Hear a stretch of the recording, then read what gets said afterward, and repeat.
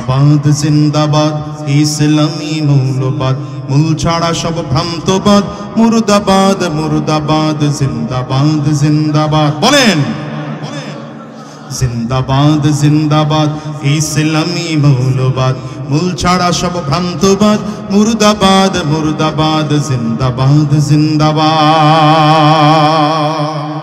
কষ্ট হয় দুপাওয়ালা পশুরা মানুষ থেকে পড়ছে বাদ শত্রুর বলি শিখে নিজের বাপকে বলছে মৌলবাদ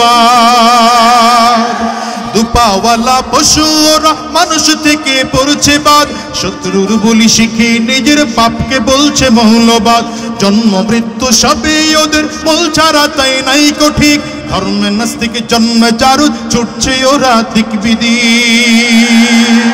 মূল ছাড়া সব পরগাছা আর রস ভ্রান্ত মতবাদ মূল ছাড়া সব পরগাছা আর রস ভ্রান্ত মতবাদ মানুষ নাকি বানর জাতি ডারউইনের ভ্রান্তবাদ জিন্দাবাদ জিন্দাবাদ ইসলামী মৌলবাদ মূল ছাড়া সব ভ্রান্তবাদ মুর্দাবাদ মুর্দাবাদ জিন্দাবাদ জিন্দাবাদ জোরে জিন্দাবাদ জিন্দাবাদ জিন্দাবাদ জিন্দাবাদ জিন্দাবাদ জিন্দাবাদ ইসলামী মৌলবাদ মূল ছাড়া সব ভ্রান্তবাদ মুর্দাবাদ মুর্দাবাদ জিন্দাবাদ জিন্দাবাদ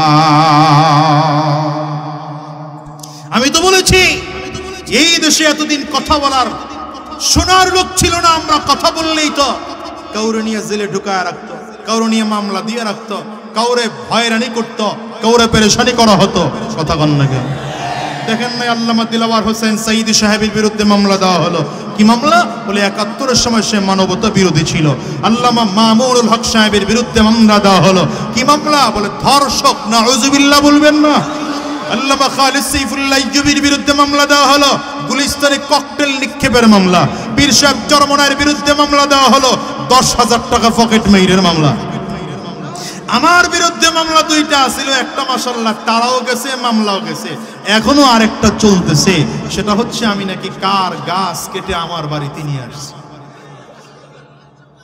আমি তো বলি যারা আলেমদেরকে মামলা দিয়েছো হামলা করেছো আলেমদেরকে বেইজ্জতি করতে চেয়েছো দিন শেষে তাকিয়ে দেখো আমরা আলহামদুলিল্লাহ কোনো বুক টান করে রাস্তায় দাঁড়িয়ে আছি আমাদের কথা এখনো হাজার জনতা শুনতে চায় ঠিক কিনা বলো আমরা বুক টান করে কথা বলি মাথা উঁচু করে কথা বলি গলা উঁচু করে কথা বলি কিন্তু তোমরা যারা হামলা করেছো মামলা করেছো কলাপাতার বিছানায় ঘুমাইয়াও শেষ মাথা বাঁচতে পারো নাই শুধু কলাপাতায় ঘুমানো নয় প্যান্ট শার্ট খুলে লুঙ্গি পরেছো তোমার কথা কয় না দাড়ি কামিয়ে চুলের মধ্যে কলম লাগিয়েছো জোরে বলো ঠিক কিনা আওয়াজ করে বলো এরপরে মাসের ডলারে উঠেছো নিজের জেলে বলে পরিচয় দিয়েছো তারপরে বাঁচতে পারো নাই এটা তো দুনিয়ার ধরা আখিরাতের ধরা বাকি আছে সেদিন আল্লাহর সামনে জালিমও দাঁড়াবে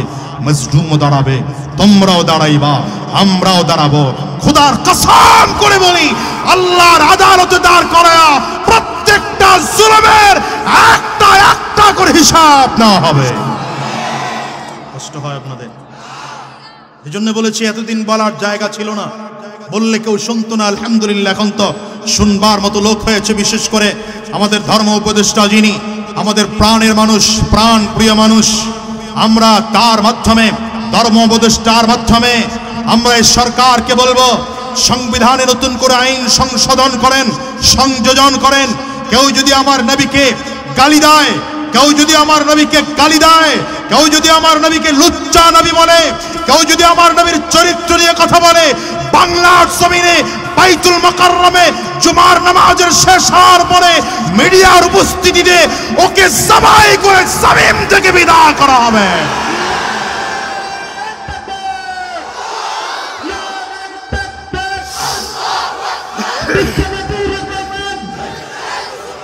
গোটা পৃথিবীতে সম্পর্ক দুই ধরনের হয় এক হলো ঈমানের সম্পর্ক আর এক হলো রক্তের সম্পর্ক কিসের সম্পর্ক বলেন একটা হচ্ছে ঈমানের সম্পর্ক আর একটা হচ্ছে রক্তের সম্পর্ক আপনারা অনেকে বলেন একটা হচ্ছে রক্তের সম্পর্ক আর একটা আত্মার সম্পর্ক আত্মার কোনো সম্পর্ক হয় না ওই আত্মার সম্পর্কটাই ঈমানের উপরে ভিত্তি করেই হয়। গোটা পৃথিবীতে সম্পর্ক কয়টা? আপনারা জোরে কথা বলেন না, কয়টা? এক নম্বর হচ্ছে ঈমানের সম্পর্ক, আর একটা হচ্ছে রক্তের সম্পর্ক। ঈমানের সম্পর্কটা হচ্ছে যেটা ঈমানদারদের সাথে হয়, আর রক্তের সম্পর্ক কোনটা? যেমন বাবা মা, ভাই বোন, আত্মীয় স্বজন, এদের সাথে যে সম্পর্কটা হয়। এই দুইটা সম্পর্ক বুঝছেন তো? জোরে বলে না, বুঝছেন তো? একটা হলো ঈমানের সম্পর্ক, বলেন একটা কি? সবাই জোরে কথা বলেন, একটা কি? ঈমানের সম্পর্ক। আর একটা হচ্ছে রক্তের সম্পর্ক। এই দুইটা জিনিস বুঝার পরের কথা হচ্ছে এটা, যদি কখনো রক্তের সম্পর্ক টিকিয়ে রাখতে গিয়ে ঈমানের সম্পর্ক ছিন্ন করতে হয়, তাহলে ঈমানের সম্পর্ক ছিন্ন করা যাবে না, প্রয়োজনে রক্তের সম্পর্ক ছিন্ন করে দিতে হবে। আবার কখনো যদি এমন হয় যে ঈমানের সম্পর্ক টিকিয়ে রাখতে গিয়ে রক্তের সম্পর্ক ছিন্ন করতে হয়, তাহলে রক্তের সম্পর্ক ছিন্ন করে দেওয়া যাবে, কিন্তু ঈমানের সম্পর্ক ছিন্ন করে দেওয়া যাবে না। কারণ রক্তের সম্পর্কটা হচ্ছে এমন যে রক্তের সম্পর্কের সাথে জান্নাত জাহান্নাম নির্ভর করে না। রক্তের সম্পর্কটা হচ্ছে এমন যে রক্তের সম্পর্কের সাথে মানুষ হওয়ার সম্পর্ক নির্ভর করে না, বরঞ্চ রক্তের সম্পর্কে এমন হয়ে যায় কখনো কোনো স্বার্থের জন্য রক্তের সম্পর্ক নষ্ট হয়ে যায়। কি হয় কি হয় না? রক্তের যে সম্পর্কটা আছে এটার মধ্যে স্বার্থ আছে, বলেন এটার মধ্যে কি আছে? স্বার্থ আছে। আর যেই সম্পর্কের মধ্যে একবার স্বার্থ ঢোকে সেই সম্পর্ক টিকে থাকে না। যেমন আপনি দেখবেন রক্তের সম্পর্ক, ভাই ভাইয়ের সম্পর্ক, কখনো এটা নষ্ট হয়ে যায়, যায় কি যায় না? ভাই ভাইয়ের মধ্যে এত পরিমাণ দ্বন্দ্ব তৈরি হয় যে এক ভাইয়ের ছায়া আরেক ভাই দেখতে চায় না, ঠিক না বেঠিক? রক্তের সম্পর্ক মানে চাচাতো ভাই, মামাতো ভাই, খালাতো ভাই, ফুফাতো ভাই। কখনো কখনো এই সম্পর্কের মধ্যে এমন টানা পড়েন শুরু হয় যে একজনের চেহারা পর্যন্ত আরেকজন দেখতে চায় না। পৃথিবীতে সব থেকে নিঃস্বার্থ সম্পর্ক হলো বাবা এবং মা আর সন্তানের সম্পর্ক। কিন্তু দুনিয়ায় কখনো এমন পাওয়া যায় যে সন্তান কোনো কারণে বাবা মাকে ত্যাগ করে, বাবা মা কোনো কারণে সন্তানকে ত্যাগ করে। কি আছে না নাই? এজন্য রাসূলুল্লাহ সাল্লাল্লাহু আলাইহি ওয়াসাল্লাম গোটা সাহাবায়ে কেরামদেরকে শিখিয়েছেন যে ঈমানের সম্পর্ক টিকিয়ে রাখতে গিয়ে যদি রক্তের সম্পর্ক ছিন্ন করতে হয়, তো ইসলামের শিক্ষা হলো রক্তের সম্পর্ক ছিন্ন করে দাও, তো ঈমানের সম্পর্ক ছিন্ন করা যাবে না। সাহাবায়ে কেরামদের অবস্থা ছিল এমন, কারো বাড়ি মদিনায়, কারো বাড়ি মক্কায়, কারো বাড়ি সিরিয়ায়, কারো বাড়ি কিনানে। সেই কিনান থেকে এসেছেন আবু যর গিফারি রাদিয়াল্লাহু আনহু, বলেন না কেন কথা? হাবশা দেশ থেকে এসেছেন বিলাল হাবশি রাদিয়াল্লাহু আনহু, পারস্য থেকে এসেছেন সালমান ফারসি রাদিয়াল্লাহু আনহু। এক একজনের বাড়ি এক এক জায়গায়, কিন্তু এরা এত হৃদ্যতা, আন্তরিকতা, মহাব্বত, ভালোবাসা নিয়ে বসবাস করতেন, দেখলে মনে হতো কলিজার আপন ভাই, এক মায়ের ঘরের সন্তান। মনে হচ্ছে এদের মধ্যে কোনো ভাগ নেই। সাহাবায়ে কেরামদের মধ্যে বড় দুইটা ভাগ ছিল। এক ভাগ ছিলেন আনসার সাহাবী, আরেক ভাগ ছিলেন মুহাজির সাহাবী। মুহাজির কাদেরকে বলা হতো? যারা মক্কাতুল মুকাররমা থেকে হিজরত করে মদিনাতুল মুনাওয়ারায় গিয়েছেন। এই সাহাবায়ে কেরামদেরকে কি বলা হতো? আপনারা কথা বলেন না, কি বলা হতো? মুহাজির। যারা মদিনার মানুষ, মদিনার সাহাবায়ে কেরামদেরকে বলা হতো আনসার। বলেন কি বলা হতো? সাহাবায়ে কেরাম মদিনার সাহাবীদেরকে আনসার কেন বলা হতো? মদিনার সাহাবায়ে কেরামদেরকে আনসার বলার কারণ হলো যারা হিজরত করে মদিনাতে গিয়েছেন, সাহাবায়ে কেরাম এত পরিমাণ তাদের সহযোগিতা করেছেন, এত আপন করেছেন, নিজের ভাইকেও মানুষ এতটা আপন করে নেয় না। যেমন নবীজির অভ্যাস ছিল রাহমাতুল্লিল আলামিন, একজন মুহাজির সাহাবী একজন আনসার সাহাবী দুজনকে আপন ভাই বানিয়ে দিতেন। তো একদিন ফজরের নামাজের পরে আমার নবী একজন মুহাজির সাহাবীকে দাঁড় করিয়েছেন। দাঁড় করিয়ে ডেকে বললেন, আমার এই সাহাবী গত রাতে হিজরত করে আজকে মদিনায় এসেছে, তোমাদের মধ্যে এমন কে আছো যাকে তোমার ভাই বানিয়ে নিবা আমার এই সাহাবীকে? একজন সাহাবী দাঁড়িয়েছেন, আনা ইয়া রাসূলুল্লাহ। মদিনার এক আনসার সাহাবী দাঁড়িয়েছেন, হুজুর আমি তৈয়ার আছি। বাস নবীজি তার সাথে ভাই বানায় নিলেন, বাসায় নিয়ে চলে গেলেন। নিজের আপন ভাইয়ের মতো বাসায় নিয়ে, ওই আনসার সাহাবীর বিবি ছিল একাধিক। একাধিক বিয়ে বুঝুন তো? আমাদের দেশে তো এখন এক বিয়ের পরে দ্বিতীয় বিয়ে করলে সেটা বিয়ে হয় না, সেটা হয় পরকিয়া। কথা হয় না কেন? জিনার পরিমাণ বেড়েছে কিন্তু একাধিক বিবাহের পরিমাণ বাড়ে নাই। আর স্ত্রীরও শর্ত এটা, বাহিরে যত কিছু করে আসো বিয়ে দ্বিতীয়টা করতে পারবে না। তো ইসলামের থিওরি হচ্ছে তোমার পুরুষত্ব যদি এমন থাকে, অর্থের অবস্থা যদি ভালো থাকে, তাহলে এক বিবি দিয়ে তোমার হয় না, তুমি আরেক বিয়ে করো। কথা কন না কেন? যদি দুই বিয়ে তো না হয়, তাহলে তুমি প্রয়োজনে আরেক বিয়ে করতে পারো। তাতেও যদি না হয় প্রয়োজনে আরো এক বিয়ে করতে পারো। তো আমাদের দেশের বিয়েগুলো না হওয়ার বড় কারণ হলো দ্বিতীয় বিয়ে করার পরে আর প্রথম বউয়ের খবর টবর নেয় না আমাদের দেশে। কি কথা বলেন না? ওটা খেয়ে আসে না, না খেয়ে আসে, বাইচা আসে না মারা গেছে, তাই খবর নেই। নতুন বিবিকে নিয়ে যত জায়গায় ঘোরা দরকার সব জায়গায় ঘুরে পুরান বিবির খবর নেয় না। ইনসাফ নাই, এজন্যে আমাদের দেশের দ্বিতীয় বিয়ের পদ্ধতি নষ্ট হয়ে গেছে। মূলত বিয়ের মাধ্যমে হচ্ছে তাকওয়া ঠিক রাখার জায়গা, নিজের চোখ কন্ট্রোল রাখার জায়গা, নফসকে কন্ট্রোল রাখার জায়গা। এখন তো বিয়ে দিয়ে নফস কন্ট্রোল না, এখন বিয়ে করে মানুষ যৌতুক নেওয়ার জন্য। আপনাদের নারায়ণগঞ্জ নাও থাকতে পারে এটা, কি কথা কন নাকি? কারণ বিয়ে করলে 20 লাখ 25 লাখ 30 লাখ টাকা যৌতুক। এই ভাই তুমি কথা বলতেছো ভাই, কি সমস্যা? কি মাইকে কইবা? তাহলে আসো,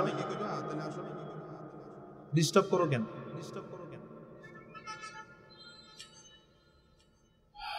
তো এই যে আমাদের অবহেলার কারণে আমরা দ্বীনের একটা কাজকে আজ এমন অবস্থা করে ফেলছি, মহিলাদের কাছে কোন স্বামী যদি দ্বিতীয় বিয়ে করার কথাও বলে, তার চেয়ে খারাপ স্বামী এই জমিনের মধ্যে আর দ্বিতীয়টা নাই।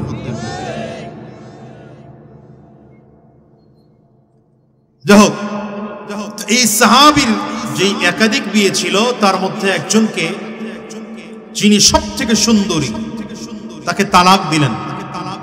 তালাক দিয়ে বললেন, বিবি টেনশন করো না, তোমার সাথে কোনো শত্রুতা আছে এজন্য না, তোমার সাথে বনাবনি হয় না এজন্য তালাক দেইনি।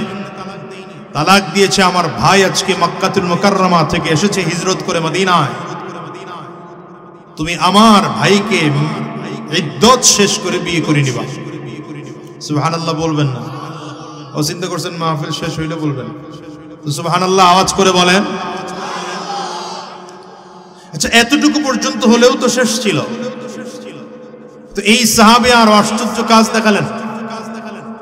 এরপরে নিয়ে গেলেন যেই জমিনে ফসল হয় সেই জমিনে, পুরো জমিনটার মাঝখানে সুতা টানলেন, সমান করে ভাগ করলেন, মাঝখানে দাঁড়িয়ে বললেন, ভাই এতদিন এই পুরো জমিন আমি একা চাষাবাদ করতাম, এখন এই জমিনকে সমান করে দুটো ভাগ করে দিলাম, এক ভাগ তোমার এক ভাগ আমার, তোমার যেই ভাগ মনে চায় সেই ভাগ তুমি নাও, এরপরে আমার ভাগ আমি নেব। আরে সুবহানাল্লাহর আওয়াজ। দুপুর থেকে ওয়াজ শুনতে শুনতে দুর্বল হয়ে গেছেন কেন? জন্য বেশি হুজুর পাইলে বাংলাদেশে সমস্যা। আপনারা তো আজকে হুজুর দিয়ে ভইরা ফেলাইছেন মাশাআল্লাহ। আমাদের বাংলাদেশে হুজুর খুব সহজে পাওয়া যায়, তো এই জন্য বাংলাদেশের হুজুরদের মূল্য কম। কথা কন না কেন? হুজুরদেরকে যদি পাইতে কষ্ট হতো, আরব দেশের মানুষ শায়েখদের পাওয়া বড় কষ্ট, আর আমরা বাংলাদেশের হুজুরদেরকে সহজে সহজে মানুষ পায়, এই জন্য মূল্য কম। অনেকে চিন্তা করে মাইক দিছে তো ঘরে বসেই শোনা যায়, কি দরকার মাহফিলে যাওয়া? গুরুত্ব দিয়ে কথা শোনেন। ফসলাদি জমি ভাগ করলেন, বাসায় নিয়ে আসলেন, বাসায় এনে নিজের ঘর তাকে সমান করে দুই ভাগ করেছেন।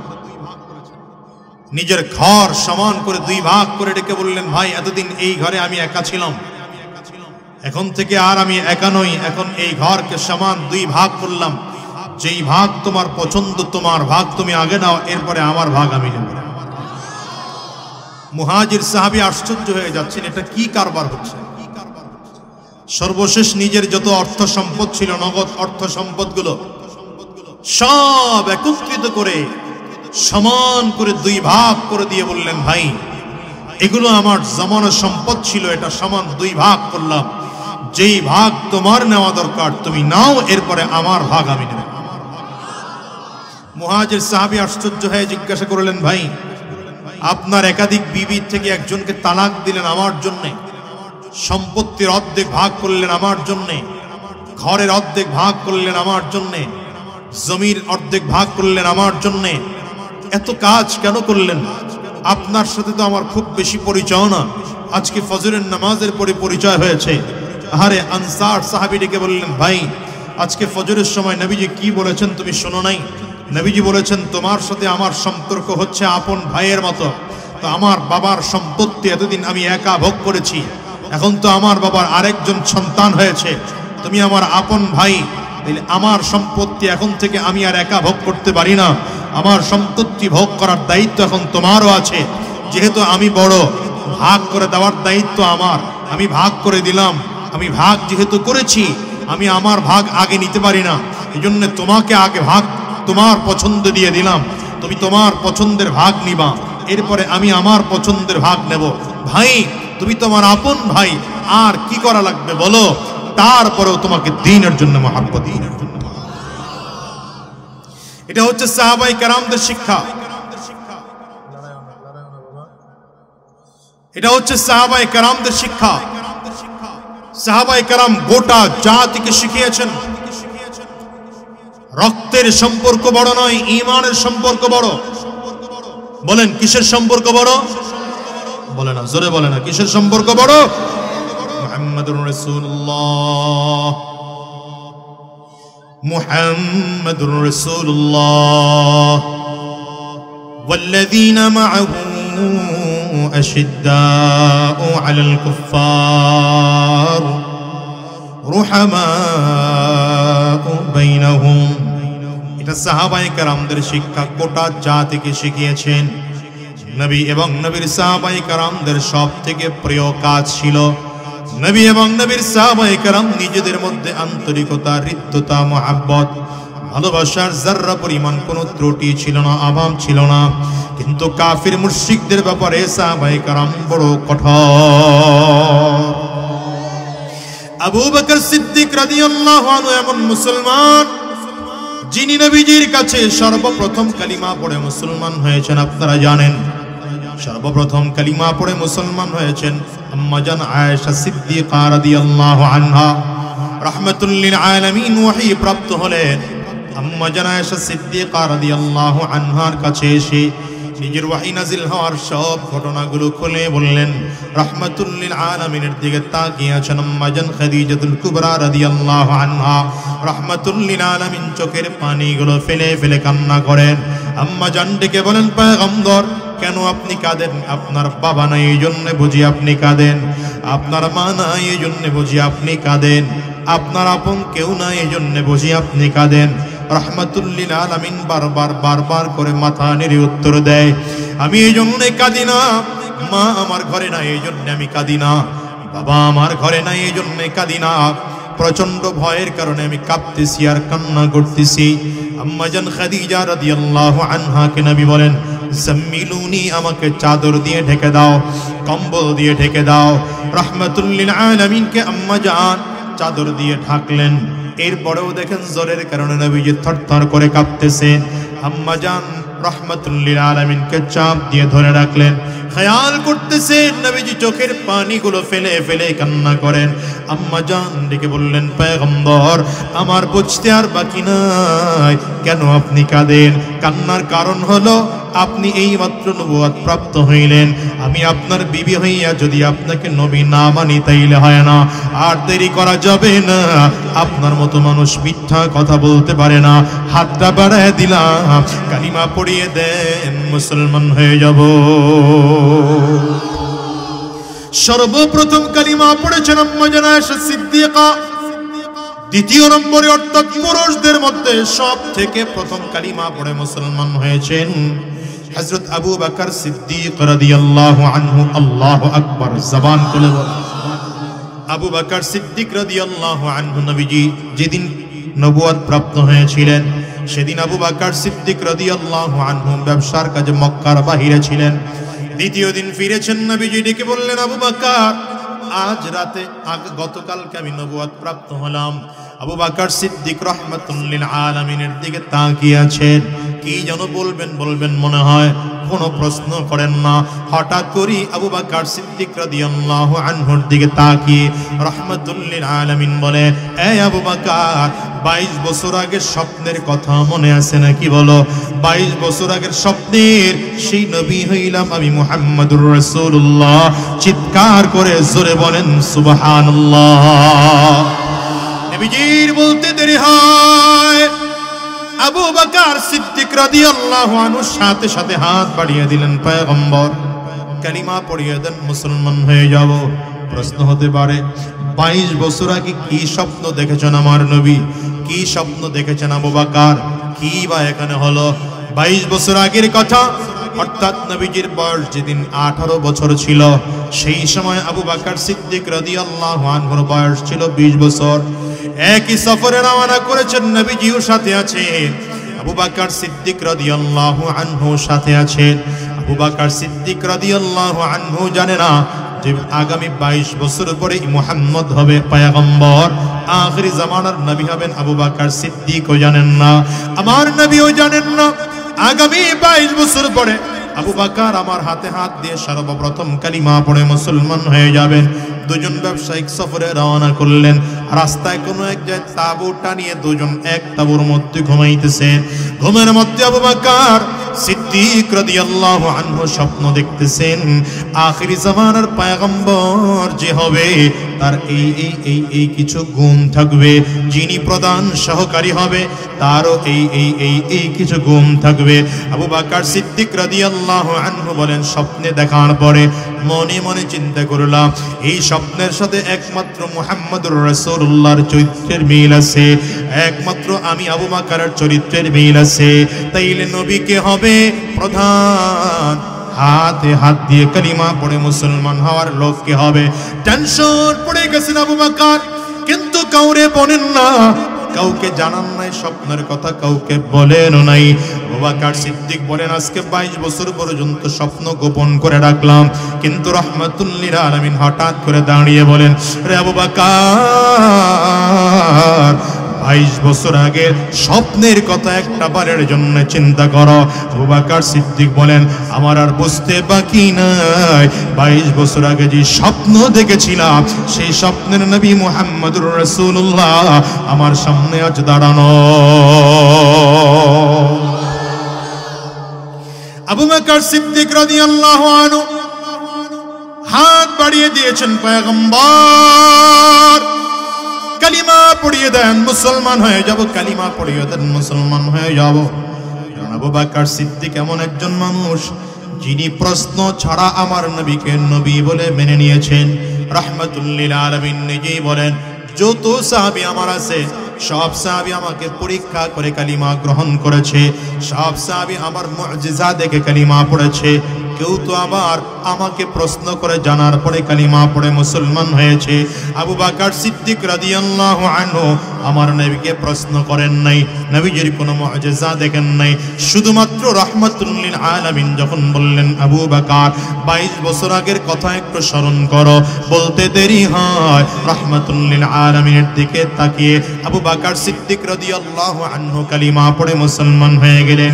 এই আবু বকর কালিমা পড়ে মুসলমান হওয়ার পরে রাহমাতুল লিল আলামিনের দিকে লক্ষ্য করে বলেন, পয়গম্বর গোটা পৃথিবীর মধ্যে আমার কাছে প্রিয় জিনিস হলো তিনটা। বলেন কয়টা? আওয়াজ করে বলেন কয়টা? আবু বকর সিদ্দিক রাদিয়াল্লাহু আনহু বললেন, পয়গম্বর গোটা পৃথিবীর মধ্যে আমি আবু বকরের কাছে সবথেকে প্রিয় জিনিস হচ্ছে তিনটা। এর মধ্যে এক নম্বর প্রিয় আন-নাজরু ইলা রাসূলিল্লাহ। আল্লাহু আকবার, চিল্লায়া বলো।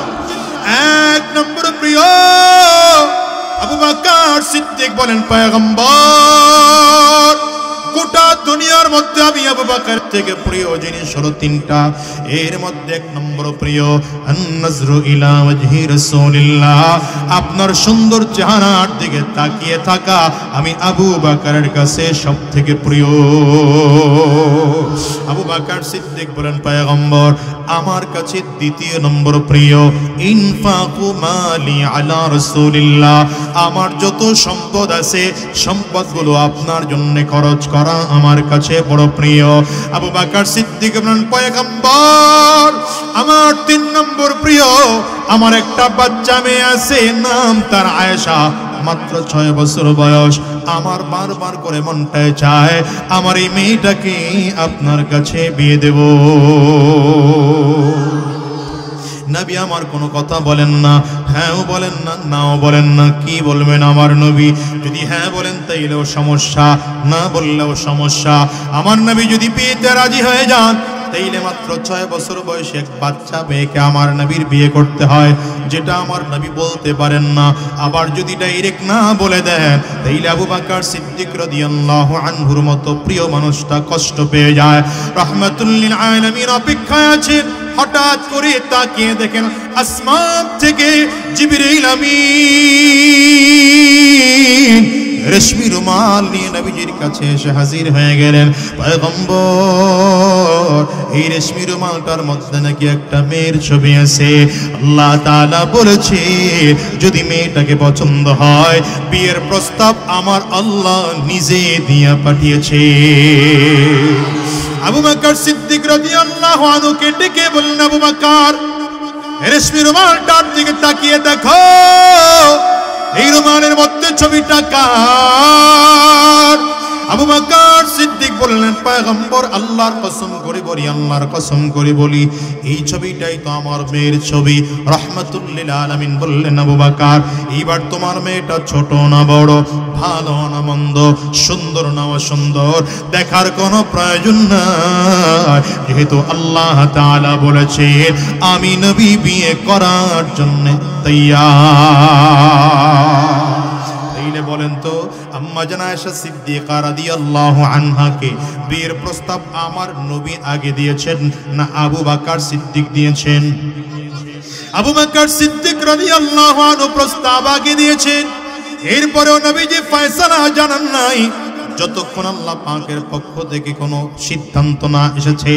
এরপরেও যদি আজকে 1450 বছর পরে এসে যদি কেউ আমার নবী আম্মা জান আয়েশা সিদ্দিকা রাদিয়াল্লাহু আনহাকে বিয়ে করার কারণে আমার নবীকে গালি দেয়, আমার নবীকে লুচ্চা নবী বলে গালি দেয়, যদি কোনো বদমাশ আমার নবীকে নারী লোভী বলে গালি দেয়, যদি কোনো বদমাশ আমার নবীকে শিশু ধর্ষণকারী বলে গালি দেয়, আমি বলবো ওর মাথায় কুকুর পেশাব করেছে, বাংলার জমিনে থাকার অধিকারও রাখে না, ওরে বাংলার জমিন থেকে বিদায় করা দরকার। বলো ঠিক কিনা?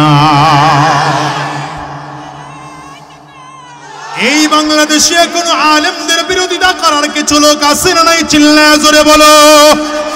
এই বাংলাদেশে ইসলামের বিরোধিতা করার মতো কিছু লোক এখনো আছে না নাই? চিল্লাইয়া আওয়াজ করে জোরে বলো। আমার নবীকে নিয়ে কটূক্তি করার মতো দুঃসাহস এখনো কিছু মানুষ দেখায় কি দেখায় না? চিল্লায় বলেন। 1450 বছর পর্যন্ত কেউ আমার নবীর চরিত্র নিয়ে কথা বলতে পারে নাই, কেউ আমার নবীর আখলাকের ব্যাপারে কথা বলতে পারে নাই। আবু জাহাল, আবু লাহাব, উতবা সাহেবা আমার নবীকে কত বিশ্রী ভাষায় গালি দিত। কেউ তো পাগল বলে গালি দিত, কেউ তো জাদুকর বলে গালি দিত, কেউ তো গণক বলে গালি দিত, কিন্তু কেউ আমার নবীকে চরিত্রহীন বলতে পারে নাই, কেউ আমার নবীকে দর্শক বলে গালি দিতে পারে নাই।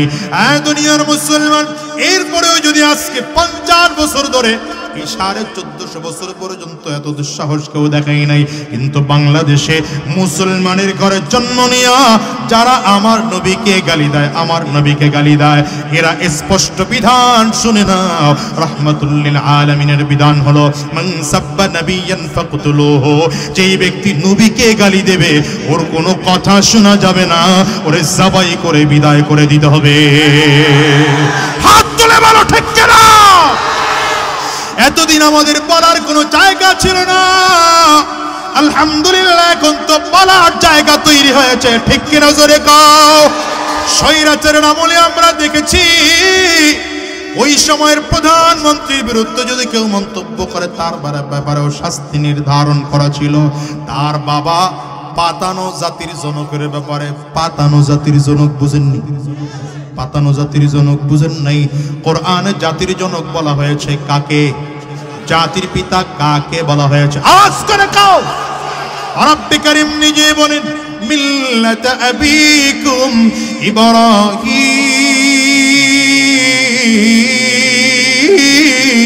হুয়া সাম্মাকুমুল মুসলিমিন।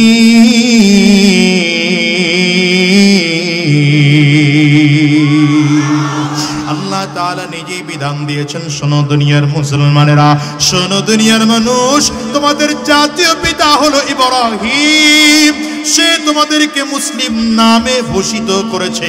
তাইলে কোরআনে বলেছেন ইব্রাহিম আলাইহিস সালাম জাতির পিতা। কথা কয় না?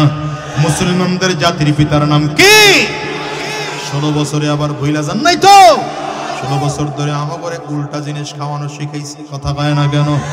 জ্বরের ঔষধ হলো প্যারাসিটামল, সে আমাদেরকে প্যারাসিটামল না খাওয়াইয়া ডায়রিয়া যেমনে ভালো হয় সেই রোগের ঔষধ খাওয়াইছে। জাতির রোগ একটা, ঔষধ খাওয়াইছে আর একটা। কথা কয় না কেন? এই জন্য জাতির রোগ মোটেও ভালো হয় না, বরঞ্চ জাতির রোগ ভালো হতে গিয়ে আরো জাতির রোগী হয়ে গিয়েছে। আমরা ওলামায়ে কেরাম যখন বলতাম ঔষধ ঠিক মতো হয় না, ডোজ ঠিক মতো হয় না, ভুলগুলো ধরায় ধরায় দিতাম, আমাকে হুজুরগোর সামনে মাহফিলে দাঁড়ায় দাঁড়ায় পুলিশ এসে বলতো হুজুর অর্ধেক ওয়াজ করেছেন, এটা জায়েজ ছিল, বাকি অর্ধেক ওয়াজ করা আপনার না জায়েজ। মানে জায়েজ না জায়েজের ফতোয়াও কাছ থেকে নেওয়া লাগতো? থানার পুলিশের কাছ থেকে। কথা কয় না কেন? স্টেজ পর্যন্ত গাড়ি নিয়ে আসলে পরে গাড়িতে দাঁড়ায় পুলিশ দাঁড়ায় বলতো হুজুর আসছেন, এতটুকু জায়েজ ছিল, স্টেজে উঠা জায়েজ হবে না। জায়েজ হবে না মানে বুঝেন নাই না?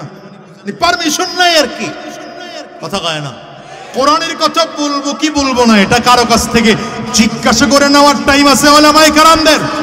জোরে বলো না কেন? এই জন্য বলেছি কোরআনের কথা আগেও চলেছে, এখনো চলছে, ভবিষ্যতেও চলবে। কেউ বন্ধ করতে পারবে না, কেউ বন্ধ করতে পারবে না। যারা বন্ধ করতে যাবে ওদের জন্য দুপুরের খানা পাকানো থাকলেও বন্ধ করে দিয়ে মামার দেশে পালাতে হবে।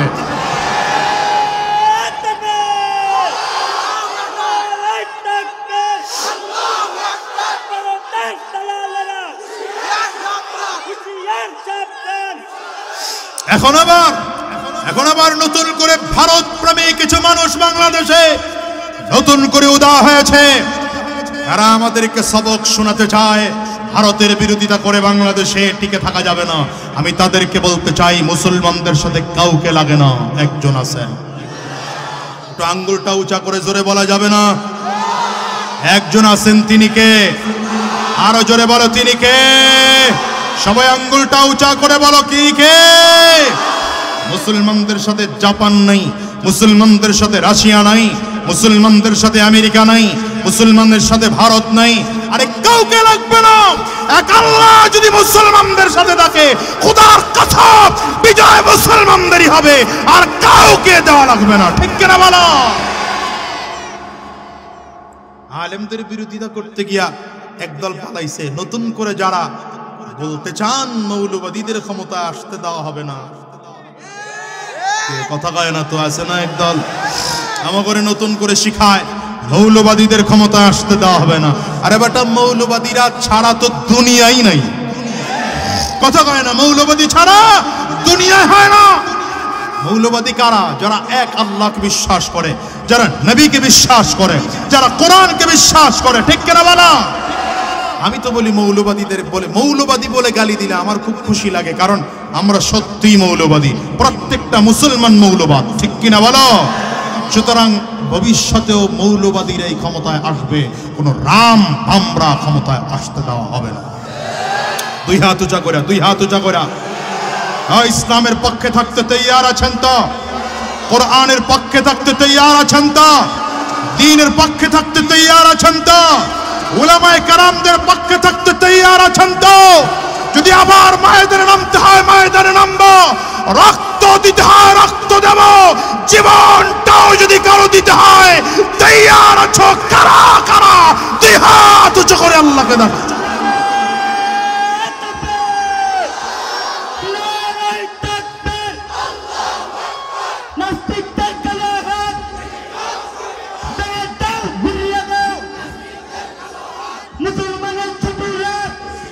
আল্লাহ কবুল করুন। সুতরাং মৌলবাদী ছিল, আছে, মৌলবাদীরা আসতে কইল কে কে? মৌলবাদীরা ছিল, আছে, মৌলবাদীরা ঠিক কিনা? আজ করে বলো জিন্দাবাদ জিন্দাবাদ ইসলামী মৌলবাদ, মূল ছাড়া সব ভ্রান্তবাদ, মুর্দাবাদ মুর্দাবাদ, জিন্দাবাদ জিন্দাবাদ। বলেন জিন্দাবাদ জিন্দাবাদ ইসলামী মৌলবাদ, মূল ছাড়া সব ভ্রান্তবাদ, মুর্দাবাদ মুর্দাবাদ, জিন্দাবাদ জিন্দাবাদ।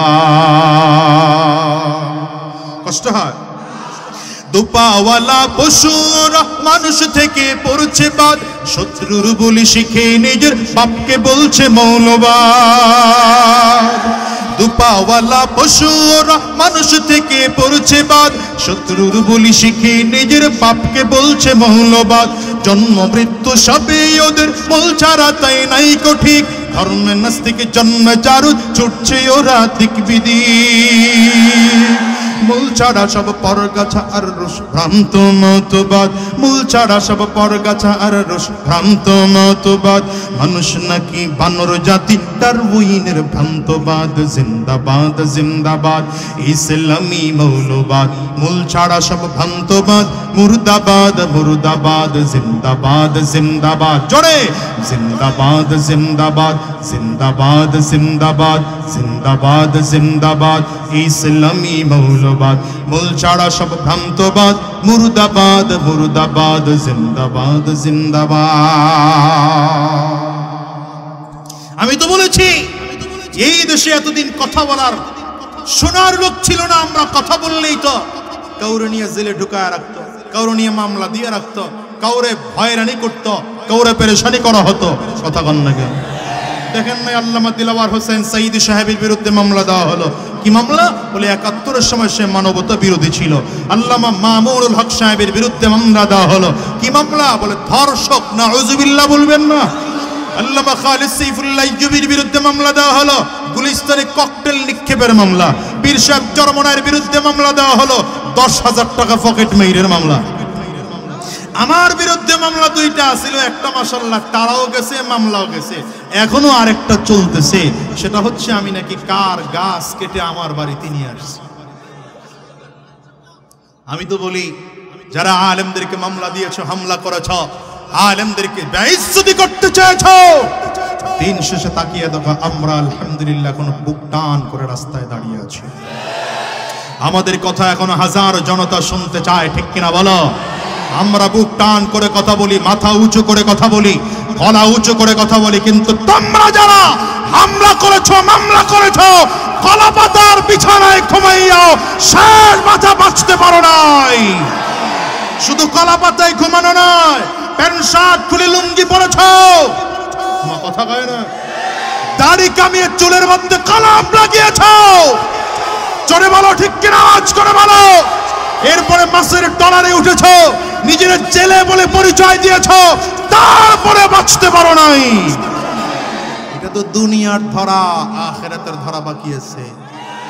সেই দিন আল্লাহর সামনে জালিমও দাঁড়াবে, মজলুমও দাঁড়াবে, তোমরাও দাঁড়াইবা, আমরাও দাঁড়াবো। খোদার কসম করে বলি, আল্লাহর আদালতে দাঁড় করায়া প্রত্যেকটা জুলুমের একটা একটা করে হিসাব নেওয়া হবে। কষ্ট হয় আপনাদের?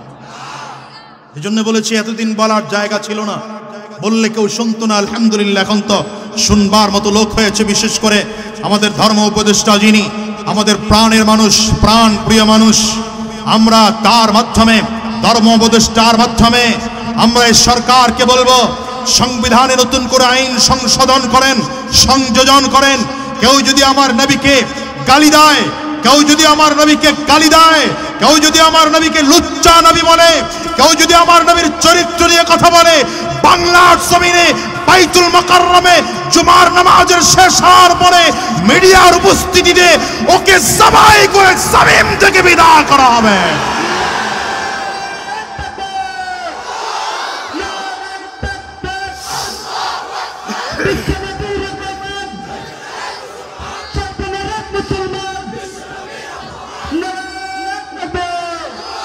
মুহাম্মাদুর রাসূলুল্লাহ والذين معه أشداء على الكفار رحماء بينهم। রব্বে কারীম বলেন, আমার সাহাবায়ে কেরাম আমার নবীর যে গুনাহ বলেছিল, এই দুই গুণের মধ্যে একটা গুণ হলো কাফির বেঈমানদের ব্যাপারে আমার নবী আর সাহাবায়ে কেরাম বড় কঠোর ছিলেন, কিন্তু নিজেদের ব্যাপারে আন্তরিকতা, হৃদ্যতা, মহব্বত, ভালোবাসার কোনো অভাব ছিল না।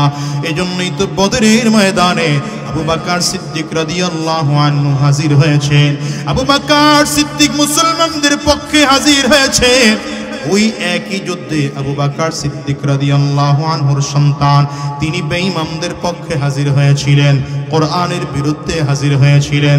কারণ তার সন্তান তখন কালিমা পড়ে মুসলমান হন নাই।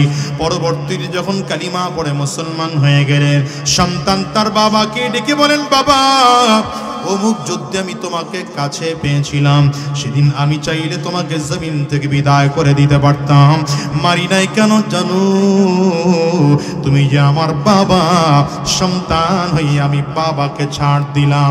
আবু বকর সিদ্দিক বলেন, সন্তান, তোমার কপাল খুব ভালো, আমি তোমাকে দেখি নাই। যুদ্ধের ময়দানে যদি আমি দেখতাম যে আমার সন্তান যুদ্ধের ময়দানে বেঈমানদের পক্ষে হাজির হয়েছে, আমি যদি দেখতাম মুশরিকদের পক্ষে আমার সন্তান হাজির হয়েছে, আবু বকর সিদ্দিক বলেন, আমি যদি দেখতাম কাফির বেঈমানদের পক্ষে আমার সন্তান যুদ্ধের ময়দানে যুদ্ধ করতে এসেছে, আমি আবু বকর আমার সন্তানকে জমিন থেকে বিদায় করে জাহান্নামে পাঠিয়ে দিতাম। এই জন্য বলি, দুনিয়ার মুসলমান, সন্তান আর বাবা মায়ের সম্পর্ক বড় নয়, ঈমানের সম্পর্ক বড়।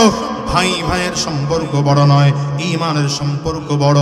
স্বামী আর স্ত্রীর সম্পর্ক বড় নয়, ঈমানের সম্পর্ক বড়। বন্ধুর সম্পর্ক বড় নয়, ঈমানের সম্পর্ক বড়।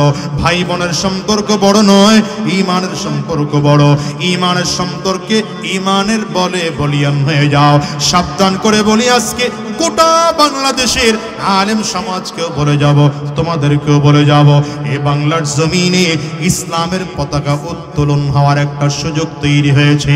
আমার কাছে তো মনে হয় বাংলাদেশের আকাশে কোরআনুল কারীমের সূর্য উদয় দেখা যাচ্ছে, বাংলাদেশের বাতাসে ইসলামের ঘরানার আভাস পাওয়া যাচ্ছে। আগামীর দিনে উলামায়ে কেরাম খুব শীঘ্রই এক প্ল্যাটফর্মে এসে দাঁড়িয়ে যাচ্ছে, আর এদিক নয় সেদিক নয়, ডানেও তাকাবো না, বামেও তাকাবো না। আগামীর বাংলাদেশ ইসলাম গড়ার জন্য ঈমানে বলে বলিবান হইয়া আমরা সব একত্রিত হয়ে ইসলাম কায়েমের জন্য ময়দানে হাজির হব। কারা কারা তৈয়ার আছো? দুইটা হাত উঁচা করে আল্লাহকে দেখাও, চিৎকার করে ডাক দাও, আল্লাহ। জোরে বলো, আল্লাহ।